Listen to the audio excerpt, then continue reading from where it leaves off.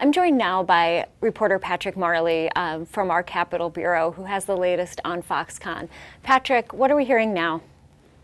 Well, we've learned a lot this week. The Fiscal Bureau came out with a memo that says it's going to take 25 years for the state taxpayer to recover the money that they would invest in Foxconn if it operates at full capacity. And we've learned that it's no guarantee in the state Senate that this will pass. It looks like it'll probably get through, but there's going to have to be some changes for that to happen. And that's because Senate Majority Leader Fitzgerald said that he just doesn't have the votes right now. Has he said anything else today on this? Yeah, so Scott Fitzgerald talked to reporters yesterday. He said he didn't have the votes yet. He hadn't done a nose count on it. People had a lot of questions. They were looking at this Legislative Fiscal Bureau memo. They wanted answers. Today he did a couple of interviews on talk radio ahead of a caucus meeting.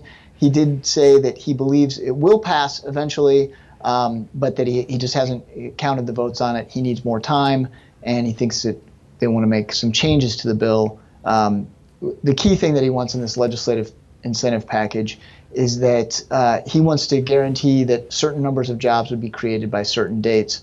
Right now, Foxconn doesn't get paid until it makes investments in the state, doesn't get other payments until it creates a certain number of jobs, but he wants deadlines for jobs to be created.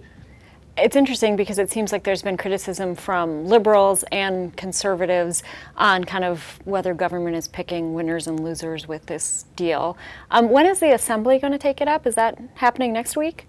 Yeah, so the Assembly, it looks like they will have a committee vote on Tuesday, and then on Thursday they will have a floor vote. From them, it's a little unclear what happens. Likely the next step would be for the Joint Finance Committee, the Budget Committee, to hold another public hearing on it, or its first public hearing, but the second public hearing we've seen on the bill. And then that committee would need to vote, and then the Senate would vote. If the Senate passes something different than the Assembly, which appears likely, then it would have to go back to the Assembly for a final vote before going to Walker.